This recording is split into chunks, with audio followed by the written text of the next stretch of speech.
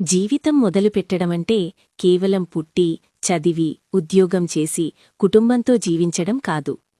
జీవితమంటే ఆత్మికంలోకి అడుగుపెట్టడం, ధర్మజీవనం గడపడం. మనిషి పుట్టిన క్షణం నుండి అతని జీవితం ప్రారంభమైందని అనుకుంటాం, కాని నిజానికి అది జీవితం యొక్క శరీర ప్రయాణం మాత్రమే. అసలు జీవితం ప్రారంభమయ్యేది మనిషి తనను తాను ప్రశ్నించడం మొదలుపెట్టినప్పుడు. నేను ఎవరు? నేనెందుకు పుట్టాను? ఈ కష్టాలు సుఖాలు ఎందుకు? ఈ ప్రశ్నలు మనస్సులో మేల్కొన్నప్పుడు జీవితం నిజమైన అర్థాన్ని పొందుతుంది. ఆత్మికంలోకి అడుగుపెట్టడం. ఆత్మిక జీవితమంటే అడవులకు వెళ్లి తపస్సు చేయడం కాదు, అది మనలోకి మనం చూడటం. మన కోపం, అసూయ, ద్వేషం, ఆశలు, భయాలు ఇవన్నీ గమనించటం. మనిషి ఎక్కువగా బాహ్య ప్రపంచంలోనే తిరుగుతాడు. డబ్బు, పేరు, ప్రతిష్ఠ, సంబంధాలు ఇవే జీవితమని అనుకుంటాడు. కాని ఇవన్నీ తాత్కాలికం. శరీరం మారుతుంది, పరిస్థితులు మారుతాయి, సంబంధాలు మారుతాయి. మారనిదేమిటి? ఆత్మ. ఆ సాక్షిని తెలుసుకోవడమే ఆత్మిక జీవితం. ధర్మజీవనమంటే ఏమిటి? ధర్మమంటే కేవలం పూజలు, యాగాలు కాదు. ధర్మమంటే సత్యంగా జీవించడం, ఎవరినీ మోసం చేయకుండా ఉండడం, తన వల్ల ఎవరికీ నష్టం కలగకుండా ఉండడం, తన కర్తవ్యాన్ని నిజాయితీగా చేయడం. ధర్మజీవనం గడిపే మనిషి బయటకు చాలా సాధారణంగా కనిపిస్తాడు, కాని అతని అంతరంగం ప్రశాంతంగా ఉంటుంది. అతను తప్పు చేసినా ఒప్పుకుంటాడు, మంచిది తెలిసినా చెయ్యలేకపోతే తనను తాను ప్రశ్నించుకుంటాడు. ధర్మం అనేది మనస్సు శుభ్రంగా ఉండే స్థితి. కష్టాలు, నష్టాలు, బాధలు లేకుండా జీవించడం సాధ్యమా? జీవితమంటే సుఖదుఖాల కలయిక.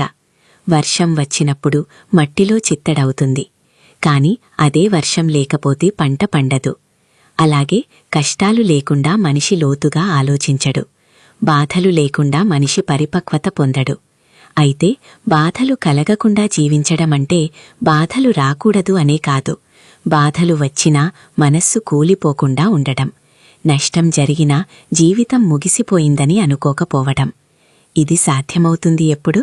మనిషి ఆత్మికంగా బలంగా ఉన్నప్పుడు. నిజమైన జీవితం ఎప్పుడు మొదలవుతుంది? మనిషి ఇతరులను నిందించడం మానేసి తన బాధ్యతను స్వీకరించినప్పుడు జీవితం మొదలవుతుంది. మనిషి తన అహంకారాన్ని తగ్గించి వినమ్రంగా మారినప్పుడు జీవితం మొదలవుతుంది.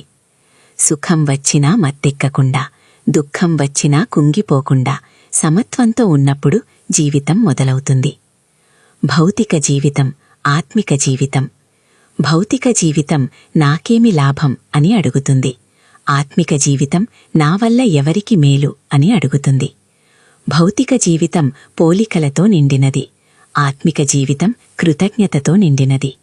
భౌతిక జీవితం భయంతో నడుస్తుంది, ఆత్మిక జీవితం విశ్వాసంతో నడుస్తుంది.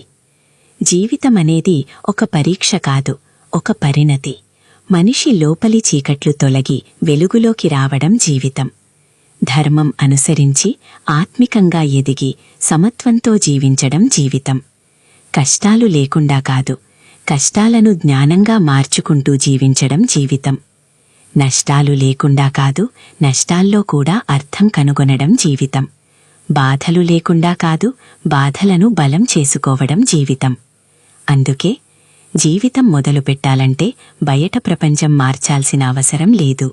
మనస్సు మారితే చాలు, మన దృష్టి మారితే